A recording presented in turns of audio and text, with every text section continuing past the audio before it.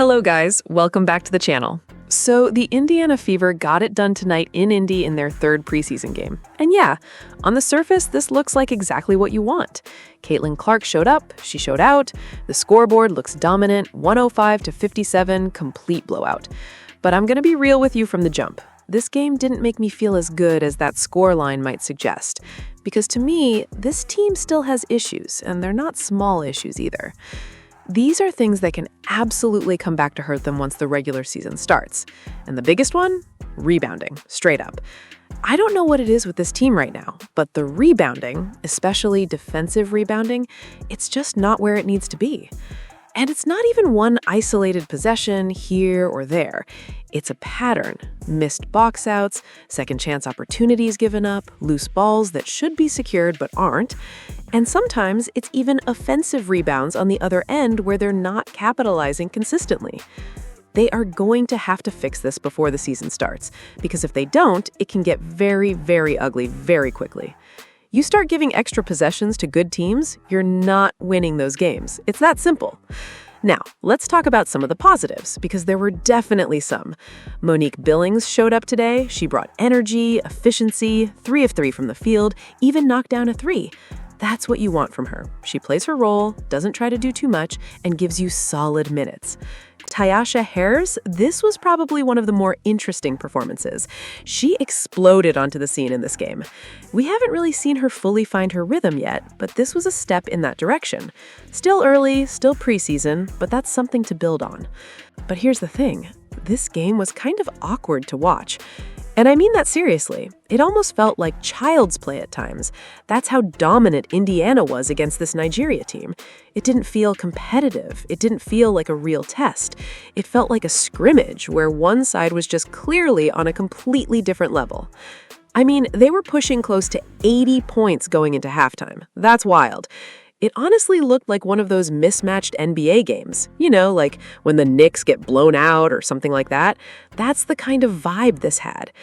And that's part of why I'm not fully satisfied with this performance. Because yeah, you blew them out. But what did we really learn? Now, one thing we did learn is about Raven Johnson. Because there were a lot of people questioning her defensive ability coming into this, and she showed up. She really did. She made an impact, she was active, and now you start to look at the rotation and think, hold on, Tyasha Harris might actually have a situation on her hands. Because Raven Johnson looks like she could be the backup to Caitlin Clark. And not just that, there's lineups where you can put both of them on the floor at the same time. Think about that for a second. You can run small ball. You can have multiple ball handlers. You can increase your defensive pressure. There are so many different schemes and combinations this opens up. That's where things start to get interesting for Indiana. Now, Damiris Dantas, she had her moments in this game. Hit some big threes, spaced the floor, and look, credit where it's due. She did what she needed to do in this specific matchup. But I'm still not sold, and I'm going to stand on that. Because when you look at her overall game, especially against stronger competition, there are serious limitations. And that's something that's going to matter way more when the games actually count. Now, let's talk about one of the biggest storylines, Aliyah Boston making her preseason debut. And I thought she looked good. Not perfect. There were moments where she looked a little sluggish, which is expected, shaking off rust, getting back into rhythm. But overall, solid. Very solid. Nothing really negative to say. She just needs to get her feet under her fully. And once she does, you already know what she brings. And this is where I'm going to say something that some people might not agree with, but I don't think it's crazy at all. The most important player on this Indiana Fever team, by an absolute mile, is Aliyah Boston. Not Caitlin Clark, not Kelsey Mitchell, Aliyah Boston. Now, don't get it twisted. Caitlin Clark is their best player. Kelsey Mitchell is their best scorer. But the most important piece, the one that holds everything together, that's Aliyah Boston. Because if this team is going to make a deep run, if they're going to reach the finals, it's going to be because Aliyah Boston is anchoring everything. And let's be honest, this team's success isn't built on elite organizational structure. It's built on the fact that they landed back-to-back #1 overall picks at the right time.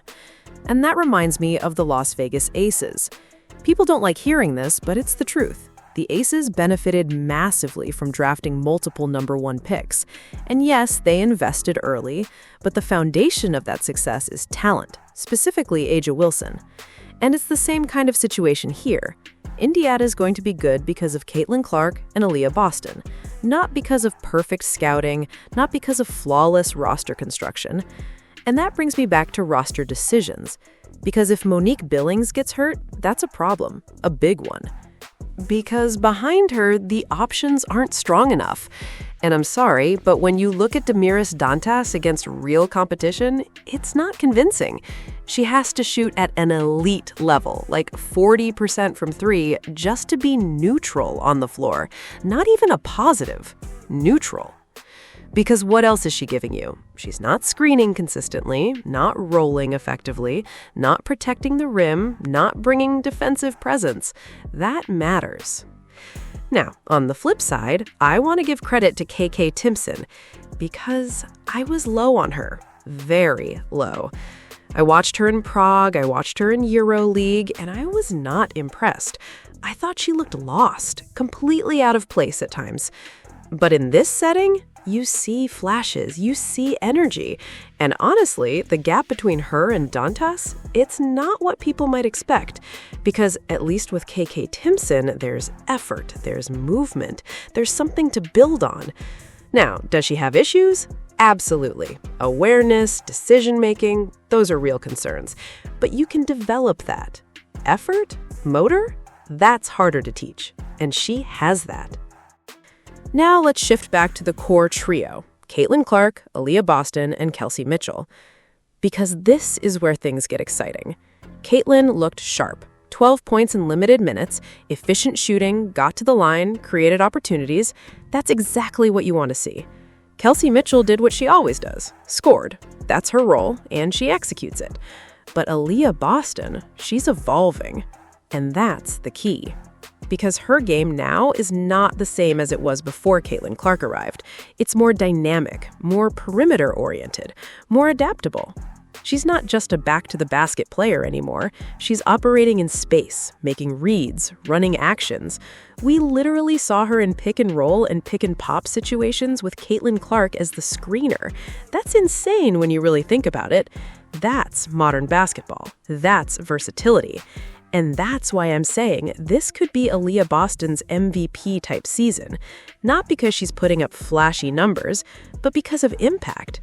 Now, quick note, Alicia Gray is not really a full Dawn Staley product.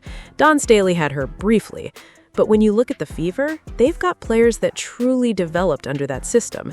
And speaking of development, Raven Johnson, I'm defending her, fully. She brings value, she plays her role, and every good team needs players like that. Now, looking at the deeper roster, Megan Connolly, Kiana Smithson, there are concerns. Too much dribbling, not enough decisive action, lack of high-level offensive impact, and when you compare them to potential options like Marta Suarez or Jordan Canada, you start questioning those decisions. Because at this level, you need players who can contribute right now. Now, overall, this game, it doesn't tell me much. Because at the end of the day, they played the Nigeria national team. And no disrespect, but that's not the level of competition that's going to test this roster. What matters is how they look when the real games start. And before that, health. Because if Monique Billings is actually hurt, that changes things. You might need to make a move immediately. And even at the power forward spot, it still feels uncertain. Almost cursed, honestly. Now, one last thing. Caitlin Clark. You can tell she heard the noise, the criticism about her shot, her off-the-dribble ability, and she responded. That first quarter, it was effortless, too easy. And yeah, the next game is coming up May 9th. That's when we'll start seeing more of a real rotation, more serious minutes, more meaningful reps. And I'm looking forward to that. Because this team has potential, real potential. But potential doesn't win games, execution does. So yeah, that's where I'm at with it. Get down in the comments section, let me know your thoughts. Don't forget to like and subscribe.